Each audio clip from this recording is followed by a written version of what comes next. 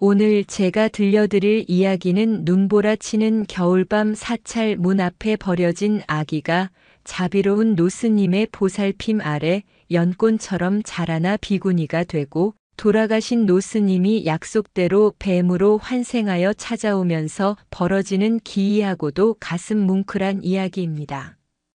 신비로운 이야기 속에서 따뜻한 감동과 깊은 깨달음을 느끼셨다면 구독과 좋아요로 함께 해주세요. 까마득한 산봉우리가 구름에 잠기고 세상의 모든 소음이 하얀 눈 아래 묻혀버린 깊은 겨울밤이었습니다.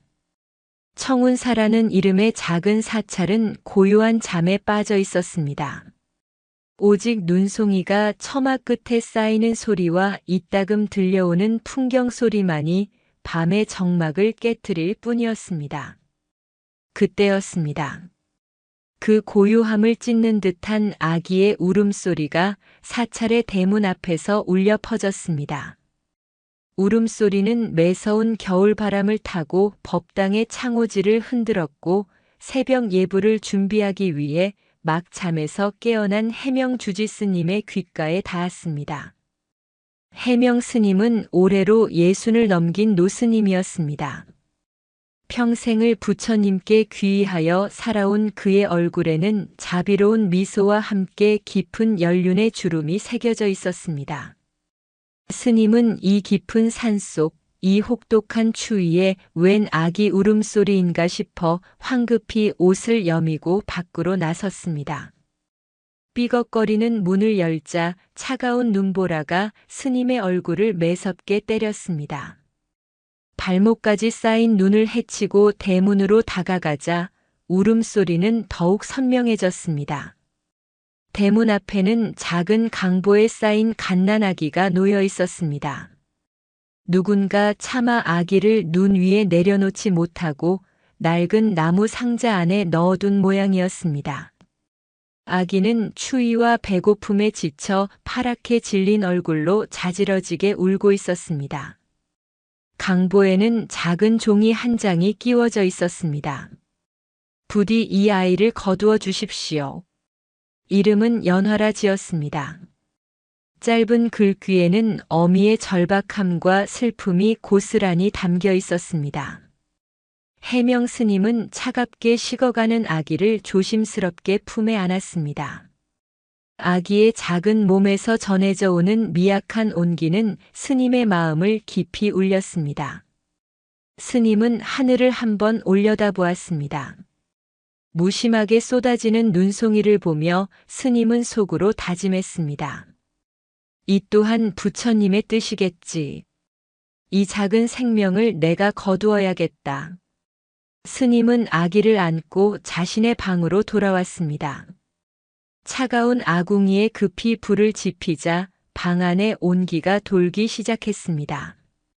스님은 부엌으로가 미음을 쑤어 아기에게 조심스럽게 떠먹였습니다.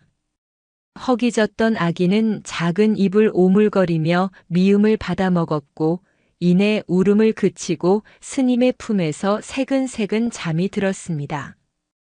아기의 평온한 얼굴을 내려다보는 해명 스님의 얼굴에 인자한 미소가 번졌습니다. 다음 날 아침 사찰은 발칵 뒤집혔습니다. 주지 스님의 방에서 아기가 발견되었다는 소식에 다른 스님들과 공양주 보살이 모두 달려왔습니다. 젊은 스님들은 당혹스러움을 감추지 못했습니다. 스님, 어찌 된 일입니까? 어찌 사찰에서 아기를 키우신단 말입니까? 세상 사람들의 입방아에 오르내릴 것입니다. 어서 관아에 보내거나 다른 곳으로 보내야 합니다. 모두의 반대에도 불구하고 해명 스님의 뜻은 단호했습니다. 이 새벽에 우리 절문 앞에서 발견된 생명이다. 부처님께서 우리에게 보내신 손님이나 마찬가지야. 굶주리고 추위에 떠는 생명을 내치는 것은 부처님의 가르침에 어긋나는 일이다. 이 아이는 오늘부터 우리 청운사의 막내 식구다. 이름은 연화, 저를 버린 어미가 지어준 이름 그대로 부를 것이다. 스님의 단호한 말에 다른 스님들은 더 이상 아무 말도 하지 못했습니다. 그날부터 연화는 청운사에서 자라게 되었습니다. 해명 스님은 연화에게 할아버지가 되어 주었고 아버지가 되어 주었습니다. 스님은 서툰 솜씨로 기저귀를 갈고 밤새 우는 아기를 업고 방 안을 서성였습니다. 아기가 한 번 웃으면 세상을 다 얻은 듯 기뻐했고 아기가 아프기라도 하면 며칠 밤낮으로 잠을 이루지 못하고 간호했습니다. 부엌에서 일하는 보덕보살도 연화에게는 친할머니 같은 존재였습니다. 보덕보살은 해명 스님을 도와 연화를 정성껏 돌보았습니다. 맛있는 이유식을 만들어주고 예쁜 옷을 지어 입혔습니다. 연화는 해명 스님과 보덕보살 그리고 여러 스님들의 보살핌 속에서 무럭무럭 자라났습니다. 사찰의 풍경은 연화의 놀이터였습니다. 봄이 오면 연화는 법당 앞마당에 흐드러지게 핀 진달래와 벚꽃을 보며 까르르 웃었고 여름이면 시원한 계곡물에 발을 담그고 물장구를 쳤습니다. 가을이면 스님들을 따라 뒷산에 올라가 빨갛게 익은 단풍잎을 주워 놀았고 겨울이면 해명 스님과 함께 눈사람을 만들며 추운 줄도 모르고 뛰어놀았습니다. 연화가 처음으로 할아버지 하고 불렀을 때 해명 스님은 감격에 겨워 눈물을 글썽였습니다. 연화의 작은 손을 잡고 처음으로 마당을 걸었을 때 스님은 세상을 다 가진 듯 행복했습니다. 연화는 스님의 그림자처럼 스님을 졸졸 따라다녔습니다. 스님이 예불을 드릴 때면 그 옆에 조용히 앉아 흉내를 냈고 스님이 경전을 읽을 때면 무릎에 앉아 함께 글자를 들여다보았습니다. 할아버지 스님, 이건 무슨 글자예요? 이것은 부처 불자란다. 세상의 모든 괴로운 사람들을 구원해 주시는 분이지. 그럼 할아버지 스님도 부처님이에요? 나를 구원해 주셨잖아요. 어린 연화의 말에 해명 스님은 연화의 머리를 쓰다듬으며 인자하게 웃었습니다. 나는 그저 부처님의 가르침을 따르는 사람일 뿐이란다. 너를 만난 것은 내 인생의 가장 큰 복이야. 연화는 단순한 아이가 아니었습니다. 스님과 사찰의 맑은 기운 속에서 자란 덕분인지 아이는 유난히 총명하고 마음씨가 고왔습니다. 산속의 작은 풀 한 포기, 벌레 한 마리도 함부로 대하는 법이 없었고 배고픈 다람쥐를 보면 자신의 밥을 나누어 주기도 했습니다. 그런 연화의 모습을 보며 해명 스님은 마음속 깊이 뿌듯함을 느꼈습니다. 하지만 모든 사람이 연화를 반긴 것은 아니었습니다. 규율을 중시하는 명진 스님은 사찰에서 여인이, 그것도 아이가 자라는 것을 늘 못마땅하게 생각했습니다. 주지 스님, 연화가 벌써 저렇게 컸습니다. 이제는 사찰 밖의 세상으로 보내야 할 때가 아닙니까? 이곳은 수행하는 곳이지 아이를 키우는 곳이 아닙니다. 명진 스님의 날카로운 말에 해명 스님은 조용히 답했습니다. 명진 스님, 저 아이는 갈 곳이 없는 아이요. 저 아이를 내보내는 것은 저 아이를 2번 버리는 것과 같습니다. 진정한 수행이란 법당 안에서만 이루어지는 것이 아니지요. 굶주린 이를 먹이고 상처받은 이를 보듬는 것 또한 위대한 수행입니다. 연화는 우리에게 자비심을 일깨워주기 위해 온 보살과도 같습니다. 해명 스님의 깊은 뜻을 모두가 헤아릴 수는 없었지만 스님의 정성에 감복하여 더 이상 연화의 거취를 문제 삼는 이는 없었습니다. 시간은 물처럼 흘러갔습니다. 연화의 울음소리로 시작되었던 청운사의 새벽은 어느덧 연화의 맑은 웃음소리로 가득 채워졌습니다. 하얀 눈송이처럼 작고 연약했던 아기는 이제 사찰의 봄꽃처럼 화사한 소녀로 자라나고 있었습니다. 시간은 고요한 산사의 툇마루를 스쳐가는 바람처럼 흘러갔습니다. 해명 스님의 지극한 사랑과 보덕 보살의 따뜻한 보살핌 속에서 연화는 어느덧 16살의 어여쁜 소녀로 성장했습니다. 갓난아기 시절의 희미한 기억 대신 연화의 세상은 온통 청운사의 풍경과 소리, 그리고 냄새로 가득 차 있었습니다. 새벽녘의 서늘한 공기와 은은한 향내, 아침 예불을 알리는 낭낭한 목탁 소리, 정갈한 나물 반찬과 구수한 된장찌개의 냄새, 그리고 언제나 자신을 향해 있던 해명 스님의 자애로운 눈빛이 연화의 세상을 이루는 전부였습니다. 연화는 산속의 들꽃처럼 맑고 순수하게 자랐습니다. 세상의 때가 묻지 않은 아이의 얼굴은 언제나 밝았고 그 마음은 거울처럼 투명했습니다. 아침 일찍 일어나 해명 스님과 함께 마당을 쓰는 것으로 연화의 하루는 시작되었습니다. 쌀이비가 돌바닥을 스치는 소리는 연화에게 경쾌한 음악과도 같았습니다. 연화야, 마당을 쓰는 것은 단순히 먼지를 치우는 일이 아니란다. 내 마음속의 번뇌와 어지러운 생각들을 함께 쓸어내는 수행이란다. 해명 스님은 일상 속에서 늘 연화에게 삶의 지혜를 가르쳤습니다. 연화는 스님의 말씀을 하나도 허투루 듣지 않고 마음 깊이 새겼습니다. 마당을 다 쓸고 나면 보덕 보살을 도와 아침 공양을 준비했습니다. 작은 손으로 조심조심 나무를 묻히고 쌀을 씻어 안치는 연화의 모습은 제법 맵시가 났습니다. 우리 연화, 이제는 나보다 밥을 더 잘 짓는구나. 어떤 총각이 데려갈지 벌써부터 걱정이네. 보덕 보살이 농담처럼 말하면 연화는 수줍게 웃으며 대답했습니다. 저는 평생 할아버지 스님과 보살님 곁에서 살 거예요. 세상 밖은 궁금하지 않아요. 연화에게 세상은 청운사를 둘러싼 저 산 너머의 막연한 공간일 뿐이었습니다. 가끔 마을로 장을 보러 가는 스님들의 이야기를 통해 세상 소식을 전해 듣는 것이 전부였습니다. 그 이야기 속 세상은 너무나 복잡하고 시끄러웠습니다. 사람들은 서로 미워하고 다투며 가지지 못한 것을 탐내어 괴로워한다고 했습니다. 연화는 그런 세상보다 새소리와 물소리가 들리는 고요한 청운사가 훨씬 좋았습니다. 오전 공양이 끝나면 연화는 해명 스님에게 글을 배웠습니다. 스님은 연화에게 어려운 경전 대신 세상을 살아가는 이치와 자연의 섭리가 담긴 글들을 가르쳤습니다.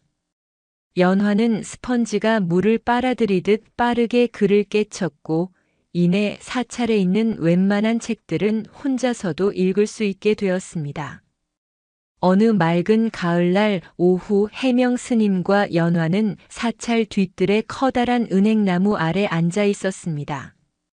황금빛 은행잎이 바람에 흩날려 두 사람의 어깨 위로 떨어졌습니다. 할아버지 스님, 저는 왜 이곳에 오게 되었나요? 제 부모님은 어떤 분들이셨을까요? 훌쩍 자란 연화가 문득 자신의 뿌리에 대해 물었습니다. 해명 스님은 잠시 먼 산을 바라보다가 연화의 손을 따뜻하게 잡아주며 말했습니다. 연화야, 내 부모님이 어떤 분이었는지는 나도 알지 못한단다. 하지만 이것 하나만은 분명히 말해줄 수 있다. 너를 이 세상에 태어나게 하신 분들이니 분명 너를 무척이나 사랑하셨을 게다. 피치 못할 사정으로 너를 이곳에 두고 갔지만 그 마음이 오죽 아팠겠느냐. 스님은 품속에서 낡은 종이 한 장을 꺼내 연화에게 건네주었습니다. 연화가 처음 발견되었을 때 강보에 쌓여있던 쪽지였습니다. 연화라는 이름과 함께 적힌 짧은 글귀를 본 연화의 눈에 눈물이 그렁그렁 맺혔습니다. 울지 마라 아가. 너는 버려진 것이 아니란다. 부처님의 품으로 보내진 것이지. 그리고 너에게는 내가 있고 보덕보살이 있고 청운사의 모든 스님들이 있지 않느냐? 우리는 모두 너의 가족이다. 해명 스님의 따뜻한 위로에 연화는 고개를 끄덕이며 눈물을 닦았습니다. 스님의 말씀처럼 연화에게는 슬퍼할 겨를이 없었습니다. 연화는 청운사의 모두에게 사랑받는 존재였습니다. 특히 스님들 사이에서 깐깐하기로 소문난 명진 스님조차도 겉으로는 퉁명스럽게 대하면서도 속으로는 연화를 아끼고 있었습니다. 연화가 감기라도 걸리면 몰래 약초를 구해다 주기도 하고 겨울이 오기 전에 연화의 방 창호지를 새로 발라주기도 했습니다. 연화는 자연과 교감하는 특별한 능력이 있었습니다. 산속의 동물들은 연화를 두려워하지 않고 잘 따랐습니다. 다람쥐들은 연화의 손바닥에 놓인 도토리를 겁없이 받아먹었고 상처 입은 새끼 고라니가 스스로 연화에게 다가와 도움을 청하기도 했습니다. 연화는 다친 고라니의 상처를 정성껏 치료해 주었고 고라니가 건강을 회복하여 숲으로 돌아갈 때까지 살뜰히 보살폈습니다. 해명 스님은 그런 연화의 모습을 흐뭇하게 바라보며 말했습니다. 너는 모든 생명을 아끼고 사랑하는 마음을 가졌구나. 그것이 바로 부처님의 마음 자비심이란다. 내 이름처럼 진흙 속에서도 아름다운 꽃을 피우는 연꽃과도 같은 아이야. 어느덧 연화의 나이가 18이 되던 해봄이었습니다. 사춘기를 지나면서 연화의 마음에도 작은 파문이 일기 시작했습니다. 마을에 내려갔던 젊은 스님이 세상 이야기를 들려줄 때면 자신도 모르게 귀를 기울이게 되었습니다. 어여쁜 비단옷을 입은 처녀들의 이야기, 장터의 활기찬 풍경, 젊은 남녀의 사랑 이야기는 연화가 한 번도 경험해보지 못한 미지의 세계였습니다. 나도 저들처럼 살아보면 어떨까? 할아버지 스님의 말씀처럼 세상으로 나가 나를 낳아준 부모님을 찾아볼까? 밤이 되면 연화는 방 안에 홀로 앉아 상념에 잠기곤 했습니다. 하지만 이내 고개를 저었습니다. 자신을 키워준 해명 스님을 떠나는 것은 상상할 수도 없는 일이었습니다. 스님의 깊은 주름과 따뜻한 눈빛을 떠올리면 세상에 대한 막연한 호기심은 눈 녹듯 사라졌습니다. 청운사는 연화의 뿌리이자 세상의 전부였습니다. 그러던 어느 날 연화는 큰 결심을 하고 해명 스님을 찾아갔습니다. 스님은 법당에서 조용히 목탁을 깎고 있었습니다. 할아버지 스님, 드릴 말씀이 있습니다. 그래, 연화야. 무슨 일이냐? 해명 스님은 하던 일을 멈추고 연화를 자애로운 눈빛으로 바라보았습니다. 연화는 스님 앞에 조용히 무릎을 꿇고 말했습니다. 저 스님이 되고 싶습니다. 할아버지 스님처럼 부처님의 가르침을 따르며 모든 생명을 아끼고 사랑하며 살고 싶습니다. 연화의 말에 해명 스님의 눈이 커졌습니다. 스님은 잠시 아무 말 없이 연화를 바라보았습니다. 그 눈빛에는 놀라움과 대견함, 그리고 알 수 없는 슬픔이 함께 담겨 있었습니다. 연화야, 그것이 진정 내가 원하는 길이냐? 한번 스님이 되면 다시는 속세로 돌아갈 수 없단다. 어여쁘게 꾸미고 싶은 마음, 좋은 사람을 만나 가정을 꾸리고 싶은 마음을 모두 버려야 하는 힘든 길이다. 알고 있습니다. 하지만 저는 이미 마음을 정했습니다. 저에게 가장 큰 기쁨은 할아버지 스님처럼 살아가는 것입니다. 제가 받은 사랑을 다른 이들에게 나누어 주며 살고 싶습니다. 그것이 저를 키워주신 스님의 은혜에 보답하는 유일한 길이라 생각합니다. 연화의 목소리는 단호했고 그 눈빛은 흔들림이 없었습니다. 해명 스님은 연화의 진심을 느낄 수 있었습니다. 스님은 조용히 눈을 감았다 떴습니다. 그리고는 연화의 어깨를 부드럽게 감싸 안았습니다. 내 뜻이 그렇다면 더는 말리지 않으마. 내가 진정 원하는 길을 가는 것이 가장 큰 행복이지. 대견하구나, 내 딸 연화야. 해명 스님의 목소리는 살짝 떨리고 있었습니다. 기쁨과 슬픔이 뒤섞인 눈물 한 방울이 스님의 주름진 뺨을 타고 흘러내렸습니다. 산사의 고요한 오후 진흙 속에서 피어난 한 송이 연꽃이 속세의 인연을 끊고 부처님의 제자가 되기로 결심하는 순간이었습니다. 그 결심은 청운사의 풍경 소리처럼 맑고 청아하게 산 전체로 울려 퍼지는 듯 했습니다.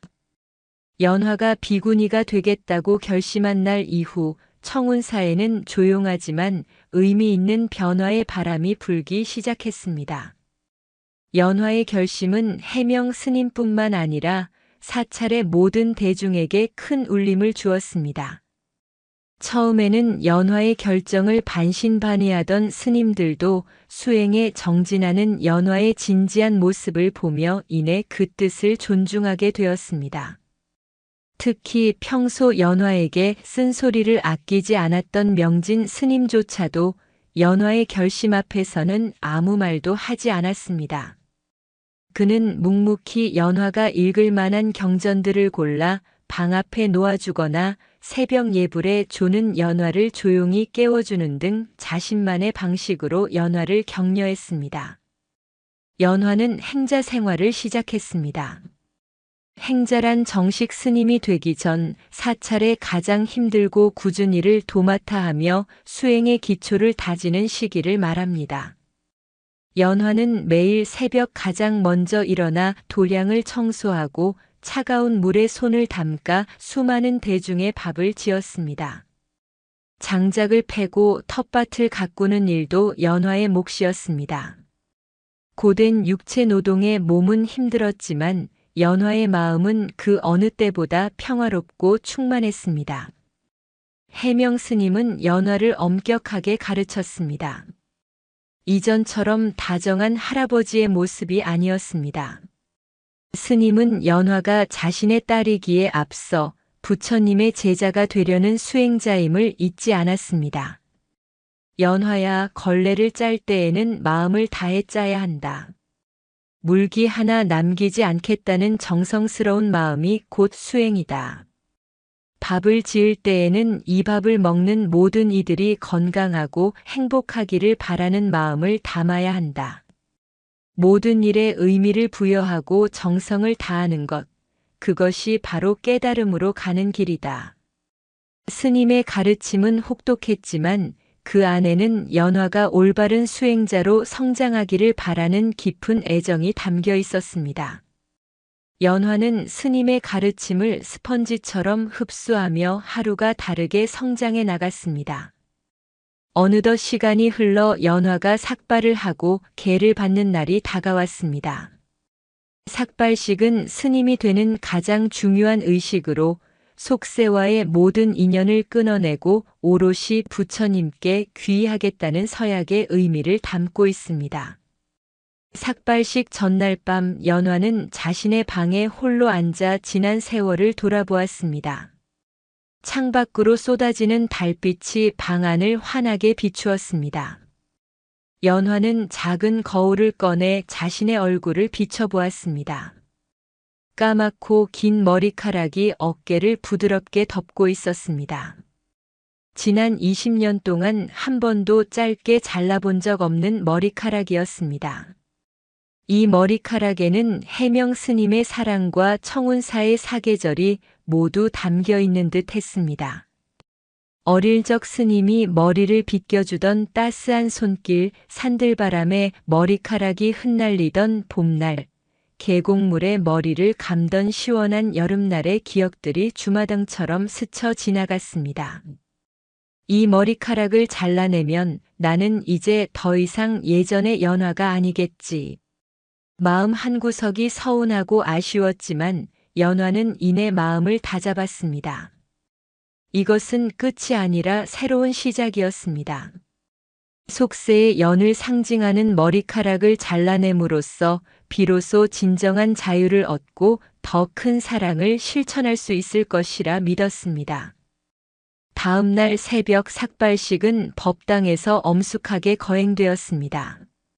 해명 스님을 비롯한 청운사의 모든 스님들이 지켜보는 가운데 연화는 하얀 소복을 입고 부처님 앞에 조용히 무릎을 꿇었습니다. 해명 스님은 직접 삭도를 들고 연화의 앞에 섰습니다. 연화야, 이제 너는 속세의 이름을 버리고 지연이라는 법명을 받게 될 것이다. 지혜를 뜻하는 지자와 연꽃을 뜻하는 연자다. 지혜의 연꽃을 피워 세상의 어둠을 밝히는 스님이 되라는 뜻이다. 해명 스님의 목소리는 낭낭하게 법당을 울렸습니다. 스님은 연화의 머리 위에 삭도를 대고 조용히 말했습니다. 이 머리카락은 너의 과거와 너를 둘러싼 모든 인연이다. 이제 그것들을 모두 내려놓고 오직 부처님의 가르침만을 따르겠느냐? 네, 스님. 기꺼이 내려놓겠습니다. 연화, 아니 지연은 흔들림 없는 목소리로 대답했습니다. 서걱하는 소리와 함께 한 줌의 검은 머리카락이 힘없이 바닥으로 떨어져 내렸습니다. 그 순간 지연의 눈에서 뜨거운 눈물 한 줄기가 흘러내렸습니다. 그것은 슬픔의 눈물이 아니었습니다. 지난 세월에 대한 감사와 새로운 시작에 대한 다짐이 뒤섞인 환희의 눈물이었습니다. 삭도가 지나갈 때마다 검은 머리카락이 뭉텅이로 떨어져 나갔습니다. 머리카락이 모두 잘려나가고 앳된 두상이 드러나자 지연은 비로소 자신이 다시 태어났음을 실감했습니다. 모든 것을 잃은 듯 했지만 오히려 세상 모든 것을 얻은 듯한 충만함이 가슴 깊은 곳에서부터 차올랐습니다. 식을 지켜보던 보덕보살은 조용히 옷소매로 눈물을 훔쳤고 다른 스님들은 묵묵히 합장하며 새로운 비군이 스님의 탄생을 축복했습니다. 해명 스님은 마지막으로 지연의 머리를 말끔하게 정리해주며 나지막이 말했습니다. 좋은 스님이 될 것이다. 아주 좋은 스님이 될 게야. 스님의 떨리는 목소리에는 제자에 대한 무한한 신뢰와 사랑이 담겨 있었습니다. 삭발식을 마친 지연은 잿빛 승복으로 갈아입었습니다. 어색했지만 몸에 꼭 맞는 옷처럼 편안하게 느껴졌습니다. 그날 이후 지연 스님은 더욱 수행에 정진했습니다. 새벽 예불과 경전 공부는 물론 틈만 나면 깊은 산속으로 들어가 홀로 참선에 들었습니다. 처음에는 어지러운 생각들이 꼬리에 꼬리를 물고 떠올라 집중하기 어려웠지만 하루 이틀 시간이 지나면서 점차 마음이 고요해지는 것을 느낄 수 있었습니다. 바람소리, 새소리, 물소리가 그대로 부처님의 설법처럼 들려왔습니다. 나뭇잎 하나가 떨어지는 것에서도 생과 멸의 이치를 깨닫게 되었고 말없이 흐르는 계곡물에서도 영원한 진리의 흐름을 보게 되었습니다. 지연 스님은 자연과 하나가 되어가는 기쁨 속에서 수행의 깊이를 더해갔습니다. 어느덧 지연 스님이 정식으로 비구니가 된 지 1년이라는 세월이 흘렀습니다. 앳된 소녀의 모습은 온데간데 없고 그 자리에는 고요하고 기품 있는 젊은 비구니 스님이 서 있었습니다. 그 맑고 깊은 눈빛은 보는 이의 마음을 편안하게 해주었고 나지막한 목소리에는 지혜와 자비가 담겨 있었습니다. 이제 청운사의 사람들은 더 이상 그녀를 연화라 부르지 않았습니다. 모두가 존경과 사랑을 담아 그녀를 지연 스님이라 불렀습니다. 한 송이 연꽃이 과거의 인연을 모두 떨쳐내고 진리의 빛을 향해 활짝 피어나는 순간이었습니다. 지연 스님이 비구니가 되어 수행에 정진하는 동안 시간은 무심하게 흘러 해명 스님은 어느덧 70의 나이를 훌쩍 넘겼습니다. 평생을 고든 자세로 수행해 온 스님이었지만 세월의 무게는 어쩔 수 없는 듯 했습니다. 스님의 허리는 조금씩 굽어갔고 걸음걸이는 예전 같지 않게 느려졌습니다. 기침을 하는 횟수도 잦아졌습니다. 지연 스님은 그런 해명 스님의 모습이 늘 마음에 걸렸습니다. 스승이자 아버지였던 스님의 쇠약해진 모습을 보는 것은 가슴 아픈 일이었습니다. 지연 스님은 자신의 수행 시간을 쪼개어 해명 스님을 정성껏 보살폈습니다. 매일 아침 스님의 방을 따뜻하게 데우고 몸에 좋다는 약초를 달여 올렸습니다. 스님이 좋아하는 부드러운 음식을 만들어 드리고 밤에는 굳은 어깨와 다리를 주물러 드렸습니다. 스님, 오늘은 좀 어떠십니까? 괜찮다, 괜찮아. 나이가 드니 몸이 예전 같지 않을 뿐이다. 너무 걱정하지 마라. 해명 스님은 늘 괜찮다고 말하며 지연 스님을 안심시키려 했지만 그의 병세는 날이 갈수록 깊어지고 있었습니다. 결국 그해 겨울 매서운 한파가 몰아치던 어느 날 해명 스님은 자리에 눕고 말았습니다. 마을에서 용하다는 의원을 불러와 진맥을 해보았지만 의원은 그저 고개를 저을 뿐이었습니다. 노환이 깊어 약으로는 어쩔 도리가 없습니다. 마음의 준비를 하시는 것이 좋겠습니다. 의원의 말은 청운사에 무거운 침묵을 가져왔습니다. 지연 스님은 스님의 병 곁을 한시도 떠나지 않았습니다. 밤낮으로 스님을 간호하며 부처님께 스님의 쾌유를 비는 기도를 올렸습니다. 부처님, 제발 저희 스님을 보살펴 주십시오.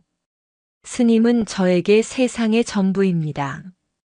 제 목숨을 가져가셔도 좋으니 제발 스님을 낫게 해주십시오. 지연 스님의 간절한 기도에도 불구하고 해명 스님의 병세는 차도를 보이지 않았습니다. 스님은 이제 죽음이 멀지 않았음을 직감했습니다. 스님은 자신의 마지막을 담담하게 준비하기 시작했습니다. 어느 달빛 희미한 밤 해명 스님은 곁을 지키고 있던 지연 스님의 손을 힘겹게 잡았습니다. 앙상하게 마른 스님의 손은 차갑기만 했습니다. 지연아. 아니, 지연 스님. 네, 스님. 말씀하십시오. 이제 내가 떠날 때가 된 것 같구나. 너무 슬퍼하지 마라. 태어난 모든 것은 언젠가 죽게 마련이니 이것이 자연의 이치다. 해명 스님의 말에 지연 스님의 눈에서 뜨거운 눈물이 쉴 새 없이 흘러내렸습니다. 아닙니다, 스님. 그런 말씀 마십시오. 스님은 곧 기운을 차리실 겁니다. 제가 더 정성껏 모시겠습니다. 해명 스님은 희미하게 미소를 지으며 고개를 저었습니다. 울지 마라. 스님은 그렇게 나약해서는 안 된다. 내가 없더라도 너는 청운사를 잘 지키고 모든 중생을 위해 기도하는 훌륭한 스님이 되어야 한다. 그것이 내가 너에게 바라는 마지막 소원이다. 스님은 잠시 숨을 고르더니 아주 기이하고 놀라운 이야기를 꺼냈습니다. 지연아, 내가 한 가지 약속을 하마. 나는 죽어서도 너를 떠나지 않을 것이다. 스님, 그게 무슨 말씀이십니까? 해명 스님은 지연 스님의 눈을 깊이 들여다보며 나지막하지만 또렷한 목소리로 말했습니다. 나는 다음 생에 뱀으로 환생하여 너를 찾아오겠다. 네. 뱀이라니요? 스님, 어찌 그런 끔찍한 말씀을 하십니까? 지연 스님은 너무 놀라 스님의 손을 놓칠 뻔했습니다. 뱀은 예로부터 사람들이 혐오하고 두려워하는 동물이었습니다. 평생을 부처님을 모시고 살아온 덕 높은 스님이 어찌 뱀으로 환생한단 말인가. 도저히 믿을 수 없는 이야기였습니다. 해명 스님은 지연 스님의 혼란스러운 마음을 아는 듯 부드러운 목소리로 설명을 이어갔습니다. 사람들은 뱀을 간사하고 사악한 동물이라 여기지만 뱀은 사실 지혜와 영원, 그리고 재생을 상징하는 동물이기도 하단다. 허물을 벗고 끊임없이 다시 태어나지. 그리고 뱀은 발이 없이도 어디든 갈 수 있고 소리 없이 상대를 제압하는 강한 힘을 가졌다. 나는 뱀의 몸을 빌려 내가 보지 못하는 곳에서 너를 지켜주고 싶구나. 스님의 표정은 너무나 진지해서 농담으로 넘길 수가 없었습니다. 만약 내가 죽고 난 뒤에 사찰에 낯선 뱀 한 마리가 나타나거든 나인 줄 알고 잘 보살펴 주어라. 남들이 해치지 못하도록 잘 돌봐주어야 한다. 알겠느냐? 지연 스님은 아무 대답도 할 수 없었습니다. 스님의 말씀은 너무나 비현실적이고 충격적이었습니다. 하지만 스님의 간절한 눈빛을 보니 그 약속을 거절할 수가 없었습니다. 지연 스님은 흐르는 눈물을 삼키며 겨우 고개를 끄덕였습니다. 네, 스님. 명심하겠습니다. 꼭 그렇게 하겠습니다. 그 약속을 받은 후에야 해명 스님은 안심한 듯 편안한 표정을 지었습니다. 스님은 그 후 며칠 동안 찾아오는 스님들에게 마지막 인사를 나누고 청운사의 앞날에 대해 당부했습니다. 그리고 며칠 뒤 새벽 예불을 올리는 목탁 소리가 고요하게 울려 퍼지는 가운데 해명 스님은 마치 깊은 잠에 빠지듯 조용히 눈을 감았습니다. 평생을 자비와 지혜의 등불로 살았던 노스님의 마지막은 더없이 평화로웠습니다. 해명 스님의 입적 소식에 청운사는 깊은 슬픔에 잠겼습니다. 지연 스님은 하늘이 무너지는 듯한 고통을 느꼈습니다. 자신을 거두어주고 키워주고 삶의 스승이 되어주었던 단 한 사람이 세상에서 사라졌다는 사실을 받아들이기 어려웠습니다. 하지만 지연 스님은 울고만 있을 수 없었습니다.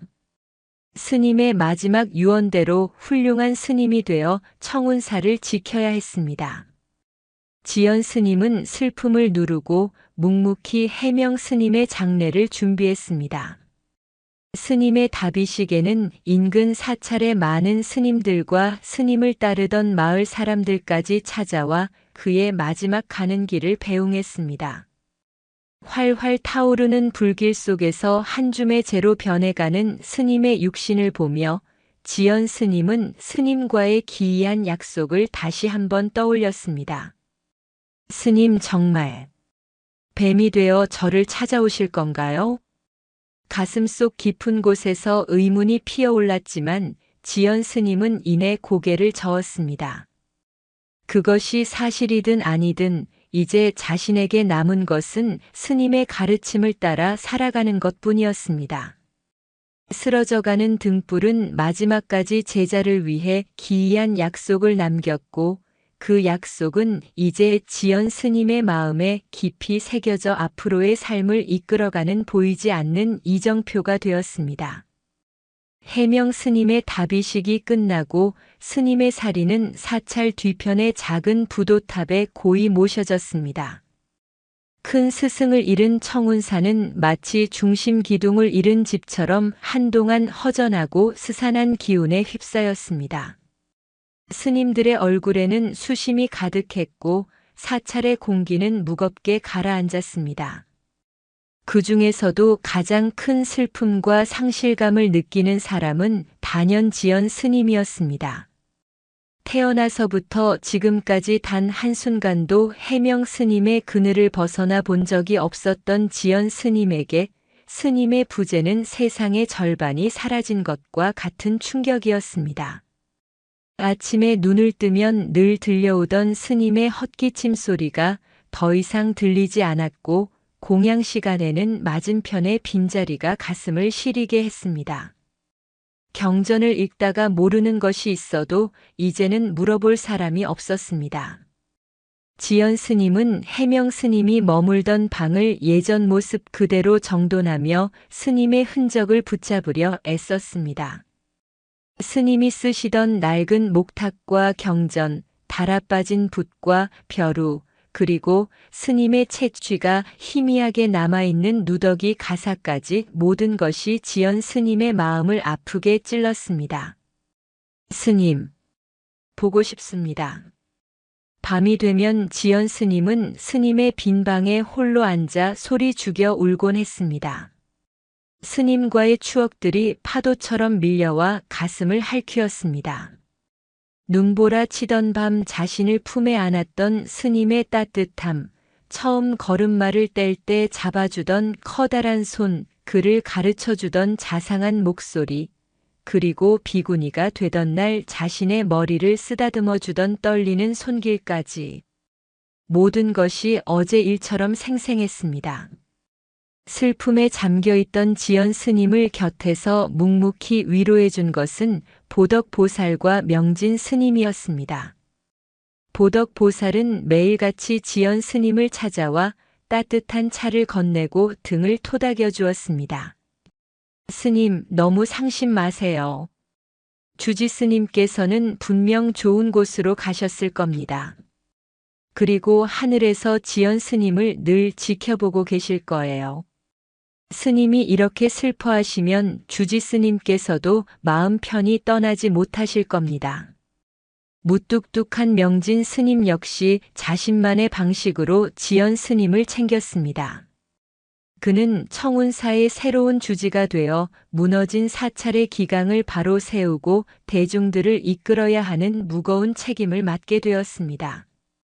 바쁜 와중에도 그는 지연 스님이 식사를 거를까 염려하여 손수 죽을 쑤어 가져다 주기도 하고 지연 스님이 홀로 추운 법당에서 밤늦도록 기도하는 것을 보고는 두툼한 담요를 어깨에 덮어주기도 했습니다.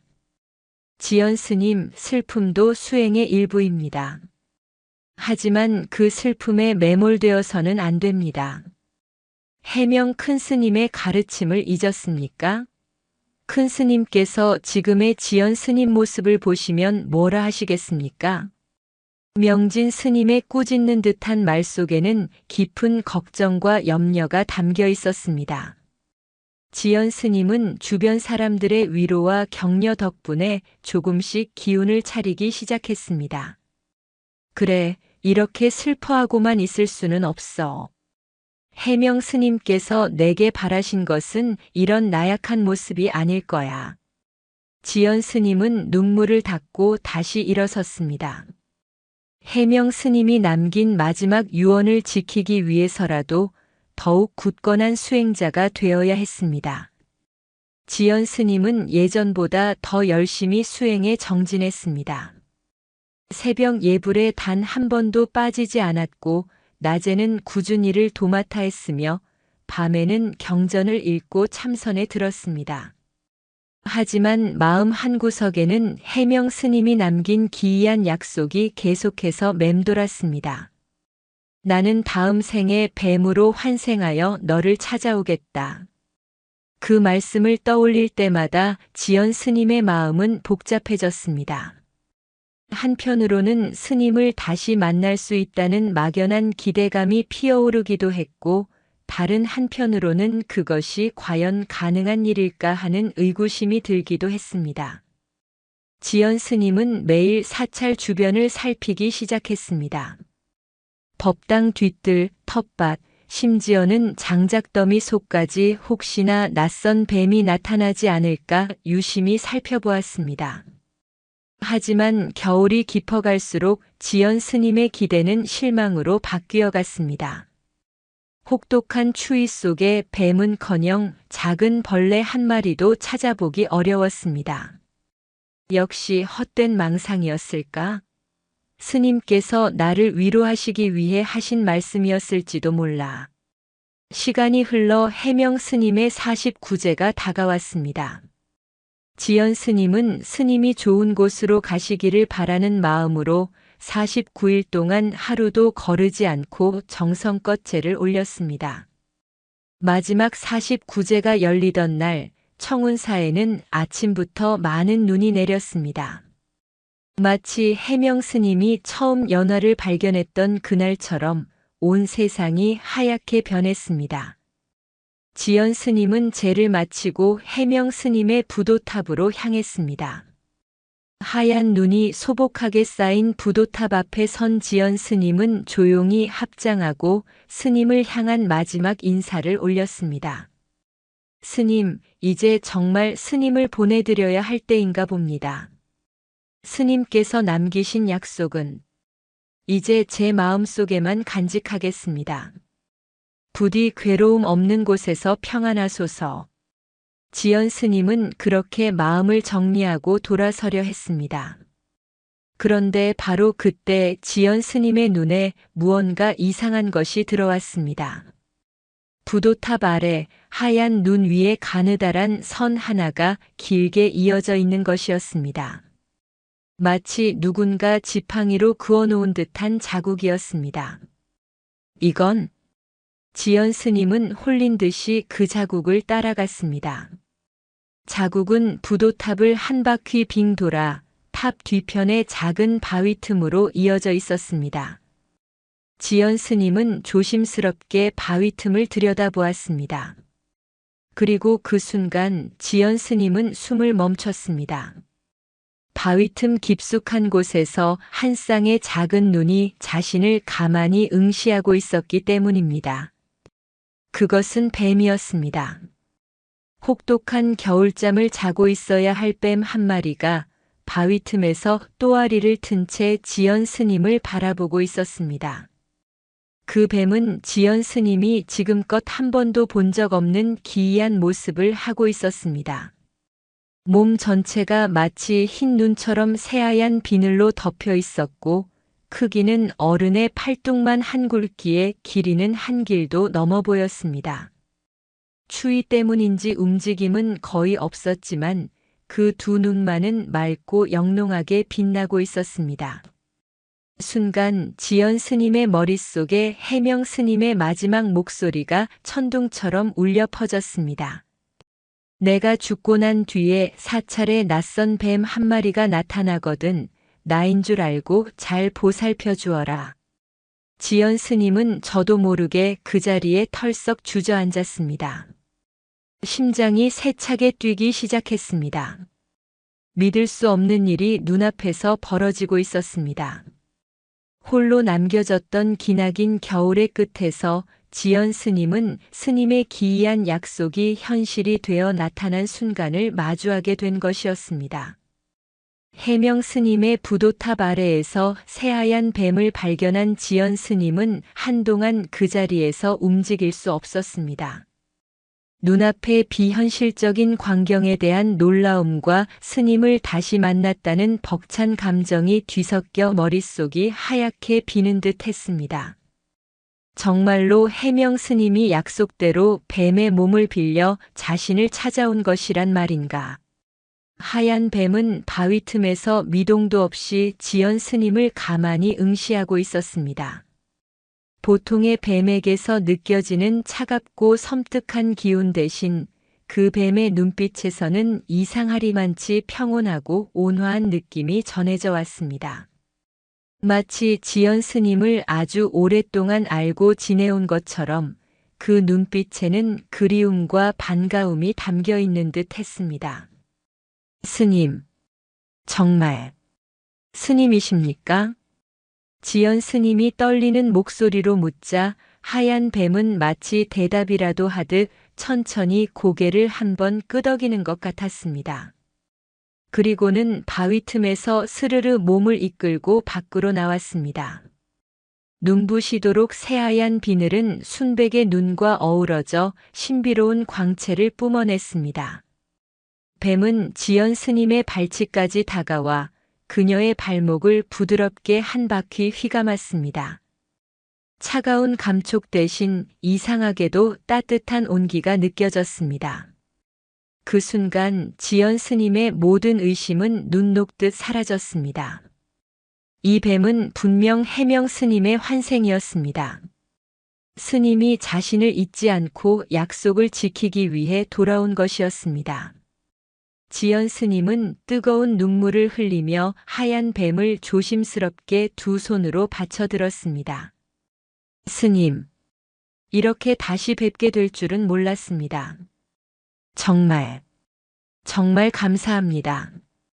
지연 스님은 뱀을 품에 안고 자신의 방으로 돌아왔습니다.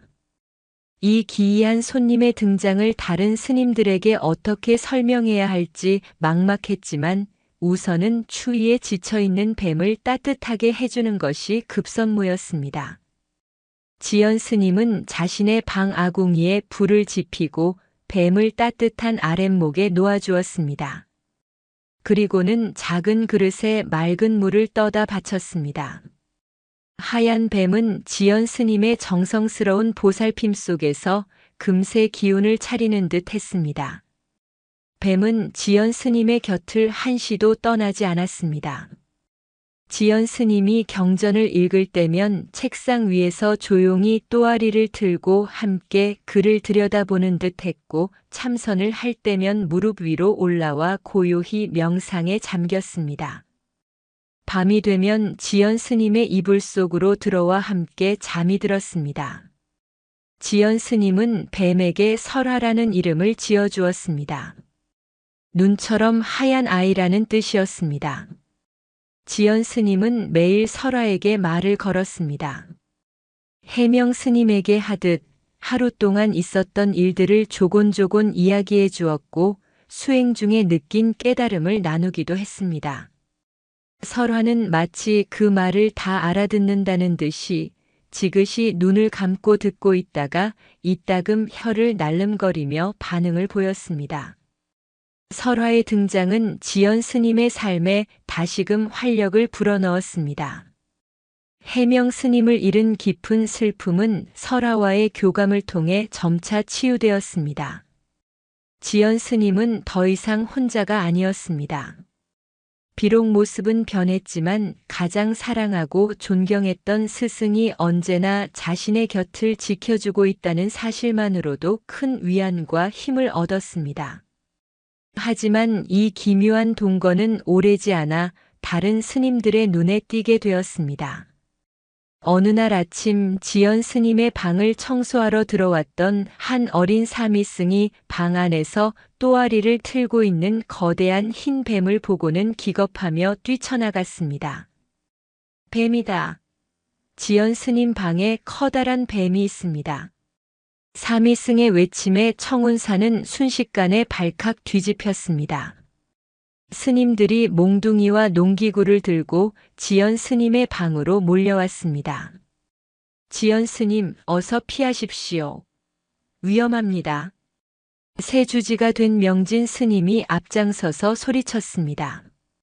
하지만 지연 스님은 오히려 자신의 몸으로 설화를 감싸 안으며 스님들을 막아섰습니다. 안 됩니다. 이 아이를 해치지 마십시오. 이 아이는 보통 뱀이 아닙니다. 지연 스님 제정신입니까? 저것은 요물입니다. 어서 비키지 않으면 스님까지 다칠 수 있습니다. 스님들이 뱀을 잡기 위해 방으로 들어오려 하자 그때까지 얌전히 있던 설화가 갑자기 고개를 쳐들고 휙 하는 위협적인 소리를 냈습니다. 그 기세에 눌려 스님들은 감히 방 안으로 들어서지 못하고 문 앞에서 웅성거릴 뿐이었습니다. 결국 명진 스님이 지연 스님을 설득하기 시작했습니다. 지연 스님, 도대체 어찌 된 일입니까? 어쩌다 저런 흉물을 방 안에 들이신 겁니까? 지연 스님은 잠시 망설이다가 해명 스님의 마지막 유언과 기이한 약속에 대해 모든 것을 털어놓았습니다. 해명 스님이 뱀으로 환생하여 돌아오겠다고 약속했고 49제 날 부도탑 앞에서 이 뱀을 만났다는 이야기였습니다. 하지만 스님들은 지연 스님의 말을 믿지 않았습니다. 오히려 큰 스승을 잃은 슬픔에 지연 스님이 잠시 정신이 온전치 못하게 되었다고 생각했습니다. 지연 스님, 큰 스님을 잃은 슬픔은 이해하지만 어찌 그런 허무맹랑한 말씀을 하십니까? 큰 스님께서는 덕이 높으신 분인데 어찌 축생의 몸을 받아 환생하셨겠습니까? 저것은 필시 스님의 마음이 약해진 틈을 타 들어온 요물일 겁니다. 당장 내쫓아야 합니다. 명진 스님의 완고한 태도에 지연 스님은 절망감을 느꼈습니다. 아무도 자신의 말을 믿어주지 않았습니다. 아닙니다. 제 말을 믿어주십시오. 이 뱀은 정말로 해명 스님이십니다. 제게는 느껴집니다. 지연 스님의 간절한 호소에도 불구하고 스님들의 여론은 뱀을 내쫓아야 한다는 쪽으로 기울었습니다. 결국 명진 스님은 지연 스님에게 최후 통첩을 했습니다. 오늘 하루의 시간을 주겠습니다. 내일 아침까지 저 뱀을 스스로 산으로 돌려보내십시오. 만약 그렇게 하지 않는다면 우리들이 직접 나서서 처리할 수밖에 없습니다. 그날 밤 지연 스님은 설화를 끌어안고 밤새 눈물을 흘렸습니다. 어째서 아무도 믿어주지 않는 것일까? 자신이 정말 슬픔 때문에 헛것을 보는 것일까? 하지만 품 안에서 느껴지는 설화의 따뜻한 온기와 평온한 숨결은 너무나도 생생했습니다. 스님, 제가 어떻게 해야 합니까? 제가 스님을 지켜드려야 하는데 모두가 스님을 해치려고 합니다. 설화는 지연 스님의 슬픔을 아는 듯 그녀의 뺨에 자신의 머리를 부드럽게 비볐습니다.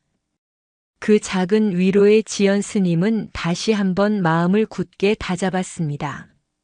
무슨 일이 있어도 설화를 해명 스님을 지켜내야 한다고. 설령 모든 사람들에게 손가락질 받고 사찰에서 쫓겨나는 한이 있더라도 스님과의 약속을 저버릴 수는 없었습니다. 눈처럼 희고 고요한 손님은 이제 지연 스님이 자신의 모든 것을 걸고 지켜내야 할 가장 소중한 존재가 되었습니다. 명진 스님의 최후 통첩이 있었던 다음 날 아침, 지연 스님은 굳은 결심을 하고 방을 나섰습니다.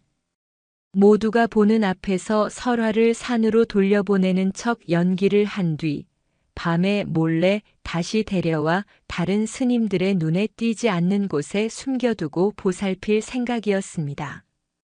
다른 스님들을 속이는 것은 마음에 걸렸지만 설화를 지키기 위해서는 어쩔 수 없는 선택이었습니다. 지연 스님은 설화를 품에 안고 뒷산으로 향했습니다. 명진 스님을 비롯한 몇몇 스님들이 의심의 눈초리를 거두지 않고 멀찍이서 그 뒤를 따랐습니다. 지연 스님은 인적이 드문 깊은 숲속에 이르러서야 걸음을 멈췄습니다. 설화야. 아니 스님. 잠시만 이곳에 계세요. 제가 밤에 꼭 다시 데리러 오겠습니다. 그때까지 부디 몸조심하셔야 합니다. 지연 스님은 설화의 머리를 부드럽게 쓰다듬으며 속삭였습니다. 설화는 마치 지연 스님의 계획을 다 알아들은 것처럼 순순히 그녀의 품에서 내려와 커다란 나무 밑동의 틈새로 스르르 몸을 숨겼습니다. 그 모습을 확인한 지연 스님은 애써 태어난 척하며 산을 내려왔습니다. 그날 이후 지연 스님은 낮에는 평소와 다름없이 수행에 정진하고 밤이 되면 몰래 뒷산으로 올라가 설화를 만났습니다. 미리 챙겨간 음식과 물을 설화에게 먹이고 한참 동안 이야기를 나누다가 새벽이 오기 전에 다시 사찰로 돌아오는 생활이 반복되었습니다. 설화는 영리하게도 낮 동안에는 절대 모습을 드러내지 않았고 오직 지연 스님이 찾아오는 밤에만 나무 틈새에서 나와 그녀를 맞이했습니다. 지연 스님의 이중 생활은 한동안 평화롭게 유지되는 듯 했습니다. 하지만 얼마 지나지 않아 청운사에는 또 다른 불길한 그림자가 드리워지기 시작했습니다. 지연 스님이 설화를 숨겨둔 곳 근처에서 이전과는 전혀 다른 또 한 마리의 뱀이 나타나기 시작한 것입니다. 그 뱀은 설화와는 모든 것이 정반대였습니다. 설화가 눈처럼 희고 온화한 모습이었다면 그 뱀은 칠흑같이 검고 거대한 몸집을 가지고 있었습니다. 얼핏 보아도 설화보다 2배는 더 굵고 길어 보였으며 그 눈빛은 섬뜩할 정도로 날카롭고 매서웠습니다. 그 뱀이 나타날 때면 주변의 공기마저 차갑게 식는 듯 했고 작은 산짐승들은 겁을 먹고 멀리 달아나곤 했습니다. 지연 스님은 처음 그 검은 뱀을 보았을 때 온몸에 소름이 돋는 것을 느꼈습니다. 혹시라도 설화를 해칠까봐 몹시 불안했습니다. 밤에 설화를 찾아갈 때마다 주변을 몇 번이고 살폈고 검은 뱀이 나타나면 돌을 던져 쫓아내려 애썼습니다. 하지만 검은 뱀은 지연 스님의 위협에도 아랑곳하지 않고 늘 일정한 거리를 둔 채 설화와 지연 스님이 함께 있는 모습을 지켜보는 듯 했습니다. 이상한 점은 또 있었습니다. 검은 뱀은 딱히 설화를 공격하려는 것처럼 보이지는 않았습니다. 오히려 설화에게 다른 위험이 다가올 때 어디선가 나타나 그 위험을 막아주는 듯한 기이한 일들이 벌어지곤 했습니다. 한 번은 굶주린 삭 한 마리가 설화를 덮치려던 순간 검은 뱀이 순식간에 나타나 살을 위협하여 쫓아버렸습니다. 또 한 번은 지연 스님이 발을 헛디뎌 비탈길에서 미끄러졌을 때 검은 뱀이 자신의 몸으로 지연 스님의 발목을 휘감아 더 이상 굴러떨어지지 않도록 막아주기도 했습니다. 이런 일들이 반복되면서 지연 스님의 마음속에는 혼란과 함께 작은 의심이 싹트기 시작했습니다. 저 검은 뱀은 대체 무엇일까? 왜 우리 주변을 맴도는 것이지? 설화를 지켜주는 것 같기도 하고. 아니, 그럴 리가 없어. 저렇게 흉측하고 사나운 모습의 뱀이. 그러던 어느 날 지연 스님의 의심을 더욱 증폭시키는 사건이 일어났습니다. 그날 밤도 지연 스님은 설화를 만나기 위해 뒷산으로 향하고 있었습니다. 그런데 설화가 숨어 있는 나무 근처에 다다랐을 때 설화의 다급한 비명 같은 소리가 들려왔습니다. 놀라서 달려가 보니 설화가 족제비 2마리에게 공격을 당하고 있었습니다. 설화는 필사적으로 저항하고 있었지만 날렵한 족제비들의 협공에 속수무책으로 상처를 입고 있었습니다. 안 돼! 지연 스님이 소리치며 달려들었지만 족제비들은 아랑곳하지 않고 설화를 계속해서 공격했습니다. 바로 그 위급한 순간 칠흑 같은 어둠 속에서 거대한 검은 그림자가 번개처럼 나타났습니다. 바로 그 검은 뱀이었습니다. 검은 뱀은 분노한 듯 쉬익 하는 무서운 소리를 내며 족제비들에게 달려들었습니다. 순식간에 족제비 한 마리의 목을 휘감아 제압했고 남은 한 마리는 그 기세에 눌려 꽁지가 빠져라 도망쳤습니다. 검은 뱀은 남은 족제비를 멀리 던져버리고는 피를 흘리며 쓰러져 있는 설화에게로 다가갔습니다. 지연 스님은 검은 뱀이 혹시 설화를 마저 해치려는 것은 아닌가 싶어 숨을 죽이고 지켜보았습니다. 그런데 검은 뱀의 행동은 예상과 전혀 달랐습니다. 검은 뱀은 설화의 상처를 자신의 혀로 조심스럽게 하차주기 시작했습니다. 마치 어미가 새끼를 돌보듯 그 행동에는 지극한 정성과 안타까움이 담겨 있었습니다. 설화 역시 검은 뱀의 보살핌을 거부하지 않고 얌전히 몸을 맡기고 있었습니다. 그 광경을 지켜보는 지연 스님의 마음은 걷잡을 수 없이 흔들렸습니다. 아름답고 온화한 설화는 위험 앞에서 속수무책으로 당했고 흉측하고 사납게만 보였던 검은 뱀은 목숨을 걸고 설화를 구해냈습니다. 대체 무엇이 진실이란 말인가? 해명 스님의 약속이 머릿속을 맴돌았습니다. 나는 뱀으로 환생하여 너를 찾아오겠다. 스님은 분명 뱀이라고 하셨지 하얀 뱀이라고 하지는 않았습니다. 지금까지 자신은 너무나 당연하게 아름다운 설화가 스님의 환생이라고 믿어 의심치 않았습니다. 하지만 눈앞의 이 상황은 그 믿음을 뿌리부터 흔들고 있었습니다. 혹시 내가 잘못 생각했던 것은 아닐까? 겉모습에 속아 진실을 보지 못했던 것은 아닐까? 해명 스님은 평소에도 늘 보이는 것이 전부가 아니다. 마음의 눈으로 진실을 보아야 한다고 가르치셨습니다. 검은 그림자의 등장은 지연 스님의 마음에 지울 수 없는 의심의 씨앗을 심었습니다.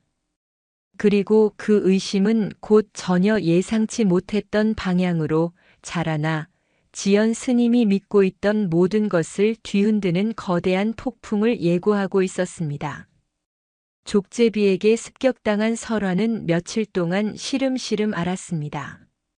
지연 스님은 밤마다 몰래 설화를 찾아가 상처를 돌봐주었지만 한 번 쇠약해진 설화는 좀처럼 기운을 차리지 못했습니다. 이상하게도 검은 뱀은 그날 이후로 좀처럼 모습을 드러내지 않았습니다. 설화의 상태가 위중해지자 지연 스님의 마음은 더욱 초조해졌습니다. 만약 설화가 정말 해명 스님의 환생이라면 내가 스님을 제대로 지켜드리지 못해 다시 잃게 되는 것은 아닐까? 불안감에 휩싸인 지연 스님은 결국 위험을 무릅쓰고 설화를 다시 사찰 안으로 데려오기로 결심했습니다. 다른 스님들의 눈을 피해 예전 해명 스님이 쓰시던 방의 깊은 벽장 속에 설화를 숨기고 밤낮으로 정성껏 간호했습니다. 며칠이 지나자 설화는 다행히 조금씩 기운을 회복하기 시작했습니다. 지연 스님은 안도의 한숨을 내쉬며 역시 설화가 해명 스님이 맞았다고 자신의 믿음이 틀리지 않았다고 생각했습니다. 검은 뱀은 그저 우연히 나타난 사나운 짐승일 뿐이라고 잠시나마 의심했던 자신을 자책했습니다. 그러던 어느 늦가을 밤이었습니다. 건조한 날씨가 며칠째 계속되던 그날 밤 청운사에 큰 불이 나고 말았습니다. 원인은 부주의하게 다룬 화로의 불씨였습니다. 바람이 거세게 불면서 불길은 순식간에 마른 목조 건물들을 집어삼키기 시작했습니다. 불이야! 불이야! 한밤중에 잠을 자던 스님들은 다급한 외침에 혼비백산하여 밖으로 뛰쳐나왔습니다. 이미 법당과 요사체 여러 곳이 시뻘건 불길에 휩싸여 있었습니다. 스님들은 물동이를 나르고 소리를 지르며 불을 끄려 애썼지만 맹렬한 불길의 기세를 잡기에는 역부족이었습니다. 지연 스님 역시 불길 속에서 정신없이 물을 길어 나르며 불을 끄는데 힘을 보탰습니다. 그런데 바로 그때 지연 스님의 뇌리를 번개 같은 생각이 스쳐 지나갔습니다. 설화가 해명 스님 방에.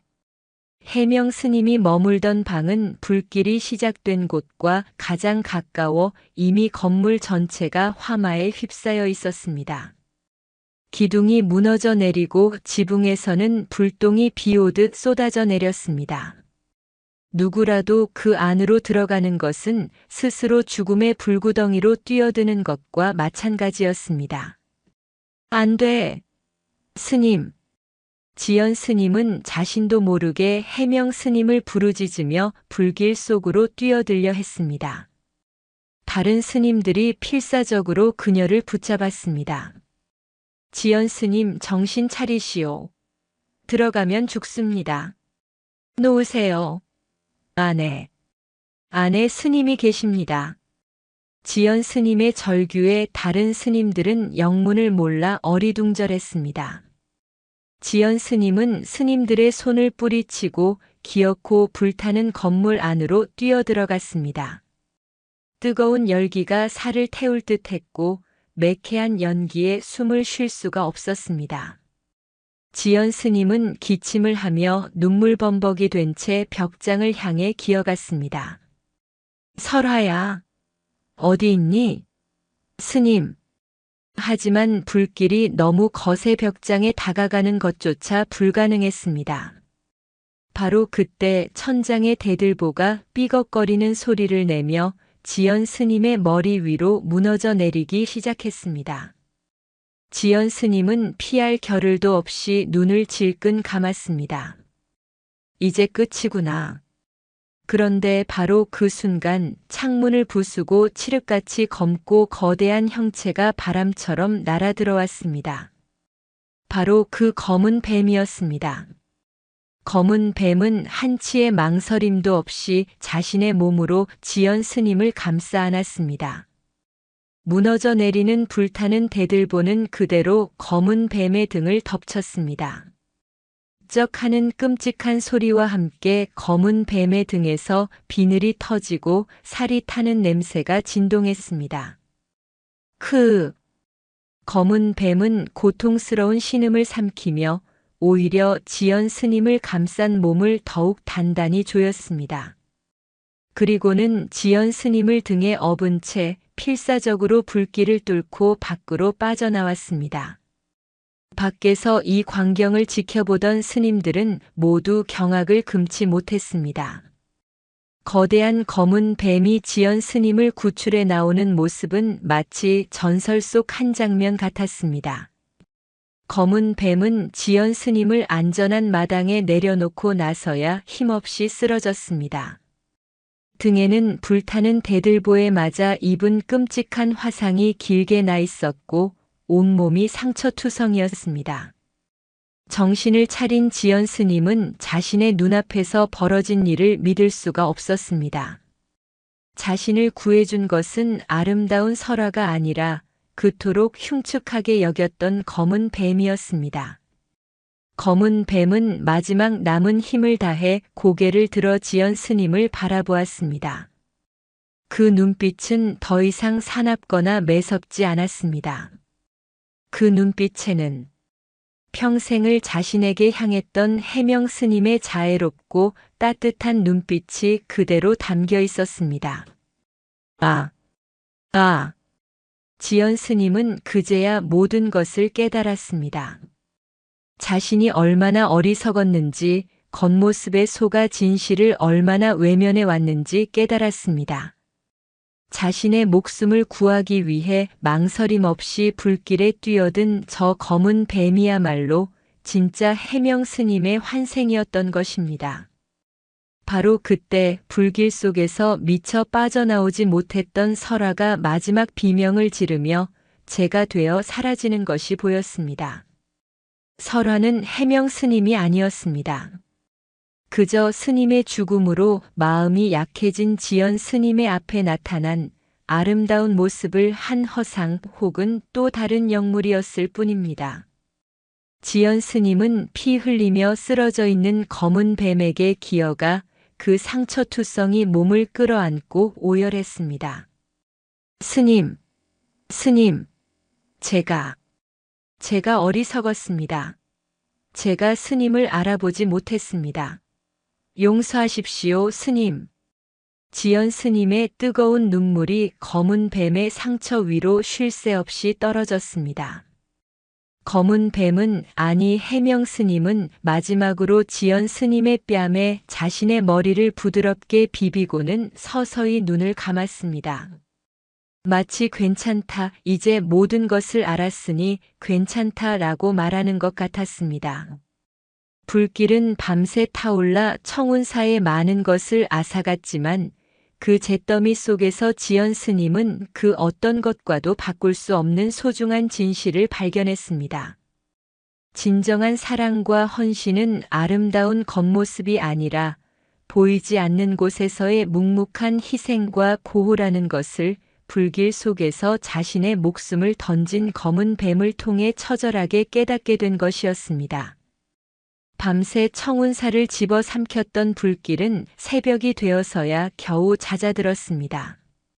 아침 해가 떠오르자 처참하게 변해버린 사찰의 모습이 잿더미 속에서 드러났습니다.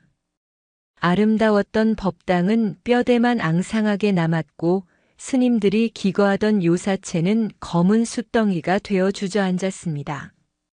스님들은 망연자실한 표정으로 폐허가 된 도량을 바라보며 할 말을 잃었습니다. 지연 스님은 밤새도록 검은 뱀의 곁을 지켰습니다.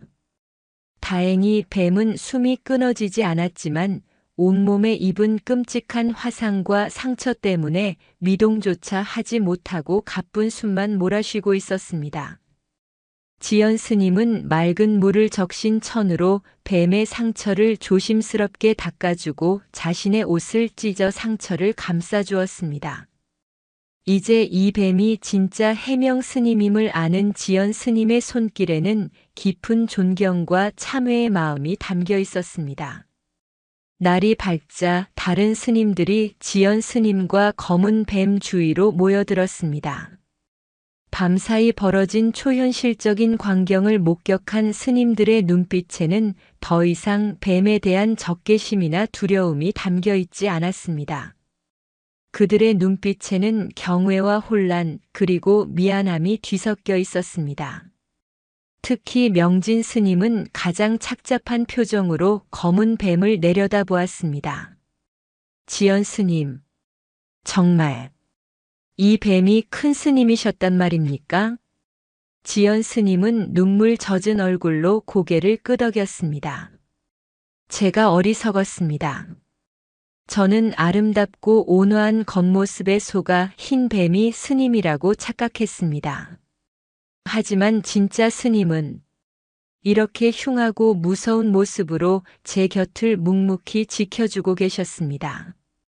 제가 위험에 처할 때마다 나타나 저를 구해주셨고 어젯밤에는 목숨을 던져 저를 살리셨습니다. 지연 스님의 고백에 스님들은 모두 숙연해졌습니다. 그들은 자신들이 요물이라 부르며 내쫓으려 했던 존재가 사실은 자신들이 가장 존경했던 스승의 환생이었다는 사실에 큰 충격을 받았습니다. 명진 스님은 지연 스님 앞에 깊이 고개를 숙였습니다. 제가 큰 죄를 지었습니다. 지연 스님의 말을 믿지 않고 큰 스님을 알아보지 못한 채 해치려까지 했습니다. 부디 저를 용서하십시오. 다른 스님들도 모두 지연 스님과 검은 뱀을 향해 합장하며 참회의 절을 올렸습니다. 잿더미가 된 사찰 마당에서 스님들은 비로소 겉모습이 아닌 진실을 보는 법을 배우고 있었습니다. 그날 이후 청운사의 모든 스님들은 한마음 한뜻이 되어 검은 뱀을 극진히 보살폈습니다. 마을에서 가장 용한 의원을 데려와 상처를 치료하게 하고 몸에 좋다는 약초는 무엇이든 구해와 다려 먹였습니다. 검은 뱀은 스님들의 정성스러운 간호 덕분인지 조금씩 기운을 차리기 시작했습니다. 사찰을 복구하는 일도 시작되었습니다. 불이 났다는 소식을 듣고 마을 사람들이 너도 나도 팔을 걷어붙이고 나섰습니다. 모두가 힘을 합쳐 잿더미를 치우고 새로운 절을 짓기 위한 목재를 날랐습니다. 그 중심에는 늘 지연 스님이 있었습니다. 이번 화재를 겪으며 지연 스님은 완전히 다른 사람으로 거듭났습니다. 이전에 지연 스님이 해명 스님의 그늘 아래에서 보호받는 연약한 연꽃이었다면 이제는 잿더미 속에서도 꿋꿋하게 피어나는 지혜의 꽃과도 같았습니다. 슬픔과 시련을 통해 얻은 깊은 깨달음은 그녀를 더욱 단단하고 지혜로운 수행자로 만들었습니다. 지연 스님은 더 이상 검은 뱀, 즉 해명 스님에게 의지하려 하지 않았습니다. 스님이 자신을 위해 목숨까지 버리려 했던 것은 자신이 홀로 바로 서기를 바랐기 때문임을 깨달았습니다. 이제는 자신이 스님의 가르침을 실천하며 청운사를 이끌고 모든 중생을 보살펴야 할 차례였습니다. 지연 스님은 사찰을 재건하는 힘든 과정 속에서도 지친 기색 없이 스님들과 마을 사람들을 독려하고 이끌었습니다. 그녀의 깊은 눈빛과 지혜로운 말 한마디 한마디는 사람들에게 큰 위로와 용기를 주었습니다. 사람들은 젊은 비군이 스님의 모습에서 과거 해명 큰 스님의 그림자를 보았고 그녀를 진심으로 따르고 존경하게 되었습니다. 시간이 흘러 검은 뱀은 거의 건강을 회복했습니다. 하지만 불길 속에서 입은 상처는 그의 몸에 영원한 흉터로 남았습니다. 특히 대들보에 맞았던 등에는 마치 용의 비늘처럼 크고 단단한 흉터가 자리 잡게 되었습니다. 어느 맑은 날 지연 스님은 검은 뱀과 함께 해명 스님의 부도탑 앞에 앉아 있었습니다. 어느덧 사찰은 예전의 모습을 거의 되찾아가고 있었습니다. 스님, 이제 저는 괜찮습니다. 스님께서 제게 가르쳐 주신 것들이 무엇인지 이제야 조금은 알 것 같습니다. 진정한 사랑은 곁에 머무는 것이 아니라 상대가 스스로 일어설 수 있도록 묵묵히 지켜봐 주는 것이라는 것을요. 지연 스님이 나지막이 말하자 검은 뱀은 지연 스님의 손등에 자신의 머리를 가만히 올려놓았습니다. 마치 그녀의 깨달음을 칭찬하고 격려하는 듯 했습니다. 이제 스님께서도 스님의 길을 가셔야지요. 언제까지나 제 곁에 뱀의 모습으로 머무실 수는 없지 않습니까? 부디 저에 대한 미련은 모두 내려놓으시고 다음 생에는 부디 괴로움 없는 좋은 몸을 받아 태어나소서. 지연 스님은 눈물을 머금고 말했습니다. 그것은 진심이었습니다. 스님을 너무나 사랑하기에 이제는 그 속박에서 놓아드리고 싶었습니다. 검은 뱀은 지연 스님의 말을 알아들었다는 듯 천천히 고개를 끄덕였습니다. 그리고는 마지막으로 지연 스님의 얼굴을 한번 쓰다듬듯이 비비고는 몸을 돌려 숲속으로 천천히 사라졌습니다. 지연 스님은 뱀의 모습이 완전히 사라질 때까지 그 자리에서 묵묵히 합장하며 그의 뒷모습을 배웅했습니다. 해명 스님과의 두 번째 이별이었지만 지연 스님은 더 이상 울지 않았습니다. 스님은 비록 떠났지만 그의 가르침과 사랑은 지혜의 꽃이 되어 자신의 마음속에 영원히 피어 있을 것임을 알기 때문이었습니다.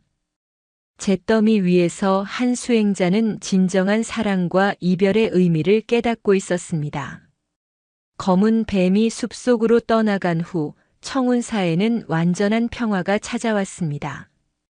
불에 탔던 사찰은 스님들과 마을 사람들의 헌신적인 노력 덕분에 예전보다 더욱 단정하고 아름다운 모습으로 재건되었습니다. 그 중심에는 늘 지연 스님이 있었습니다.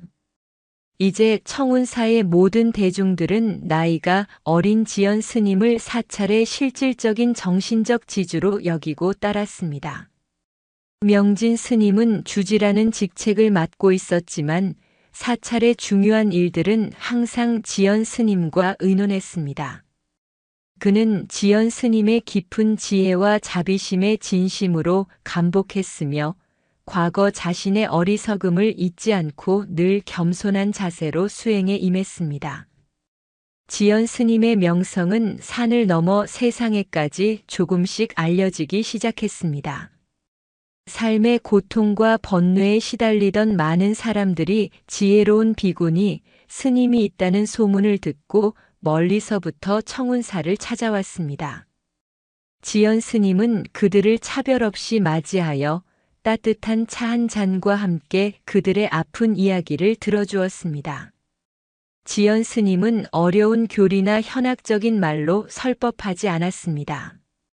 대신 자신이 겪었던 삶의 경험과 해명 스님에게서 배운 소박한 지혜를 바탕으로 사람들이 쉽게 이해할 수 있는 말로 위로와 깨달음을 주었습니다.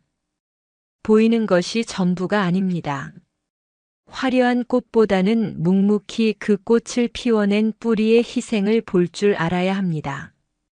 달콤한 말보다는 행동으로 보여주는 묵직한 사랑의 가치를 깨달아야 합니다. 진정한 사랑은 상대를 내 곁에 묶어두는 것이 아니라 그가 훨훨 자유롭게 날아갈 수 있도록 놓아주는 것입니다. 설령 그 이별이 가슴 아프더라도 그것이 상대를 위한 진정한 자비입니다. 지연 스님의 설법은 사람들의 마음을 깊이 울렸고 많은 이들이 그녀와의 대화를 통해 마음의 평안을 얻고 돌아갔습니다. 지연 스님은 어느덧 청운사를 넘어 많은 사람들의 마음속에 등불과도 같은 존재가 되어가고 있었습니다. 시간이 흘러 지연 스님도 어느덧 백발이 성성한 노스님이 되었습니다. 하지만 그 눈빛만은 여전히 젊은 시절처럼 맑고 깊었으며 얼굴에는 해명 스님을 쏙 빼닮은 인자한 미소가 가득했습니다. 어느 눈 내리는 겨울날 지연 스님은 툇마루에 앉아 조용히 내리는 눈을 바라보고 있었습니다. 마치 자신이 처음 이 절에 왔던 그날처럼 세상이 온통 하얗게 변하고 있었습니다. 이제 자신의 삶도 얼마 남지 않았음을 직감하고 있었습니다. 그때 젊은 비구니 스님 한 명이 조심스럽게 다가와 지연 스님의 어깨에 두꺼운 담요를 덮어주었습니다. 큰 스님 추우신데 방으로 들어가시지요. 지연 스님은 자신을 꼭 닮은 젊은 스님을 보며 희미하게 미소 지었습니다. 그 스님 역시 몇 해 전 사찰 문 앞에 버려졌던 아이를 지연 스님이 거두어 키운 제자였습니다. 역사는 그렇게 돌고 돌아 이어지고 있었습니다. 괜찮다. 잠시 옛 생각에 잠겼을 뿐이다. 지연 스님은 다시 눈 쌓인 마당을 바라보았습니다. 문득 저 멀리 사찰 뒤편의 숲에서 무언가 반짝이는 것을 본 듯 했습니다. 눈을 가늘게 뜨고 자세히 보니 커다란 뱀 한 마리가 부도탑 주위를 한 바퀴 맴돌고 있었습니다. 등의 흉터 때문에 햇빛의 비늘이 유난히 반짝이는 바로 그 검은 뱀이었습니다. 뱀은 멀리서 지연 스님을 향해 고개를 한번 까딱 숙이는 듯 하더니 이내 다시 깊은 숲속으로 조용히 사라졌습니다. 수십 년 만에 다시 나타난 모습이었지만 지연 스님은 조금도 놀라지 않았습니다. 스님이 늘 보이지 않는 곳에서 청운사와 자신을 지켜보고 있었음을 알고 있었기 때문입니다. 이제 정말 저를 데리러 오셨군요, 스님. 지연 스님은 모든 것을 받아들인 평화로운 미소를 지으며 조용히 눈을 감았습니다. 며칠 뒤 지연 스님은 잠을 자듯 고요히 열반에 들었습니다. 스님의 답이식 날 하늘에서는 상서로운 눈송이가 소리 없이 흩날렸습니다. 그리고 스님의 사리를 수습하던 제자들은 깜짝 놀랐습니다. 잿더미 속에서 영롱한 빛을 내는 구슬 모양의 살이 수십 과와 함께 마치 뱀의 허물처럼 생긴 기이한 모양의 살이 하나가 함께 발견되었기 때문입니다. 사람들은 지연 스님이 해명 큰 스님의 가르침을 이어받아 큰 깨달음을 얻었으며 청운사를 지키던 신령스러운 뱀 역시 스님과 함께 좋은 곳으로 떠났다고 믿게 되었습니다. 그 후로도 청운사에는 해명 스님과 지연 스님의 이야기가 전설처럼 전해져 내려왔습니다. 사람들은 겉모습에 속지 않는 지혜와 목숨을 건 헌신적인 사랑, 그리고 아픔을 딛고 일어서는 용기에 대해 이야기했습니다. 두 스님이 남긴 사랑과 자비의 향기는 청운사에 영원히 깃들어 그곳을 찾는 모든 이들의 마음을 따뜻하게 감싸주었습니다. 눈보라 속에 버려졌던 작은 아이는 잿더미 속에서 피어난 지혜의 꽃이 되어 세상에 영원한 향기를 남긴 것이었습니다. 우리의 눈에 보이는 것이 언제나 진실은 아닐 수 있습니다. 화려하고 아름다운 겉모습보다는 묵묵히 자리를 지키는 진심의 무게를 헤아릴 줄 알아야 합니다. 진정한 사랑과 헌신은 달콤한 말이 아닌 가장 힘든 순간에 기꺼이 나를 위해 희생하는 행동으로 증명됩니다. 큰 시련과 아픔은 우리를 무너뜨리기도 하지만 그것을 이겨냈을 때 우리는 더 단단하고 지혜로운 사람으로 거듭날 수 있습니다. 모든 인연은 언젠가 이별을 맞이하지만 진실한 마음은 모습이 바뀌고 세월이 흘러도 영원히 우리 곁에 남습니다.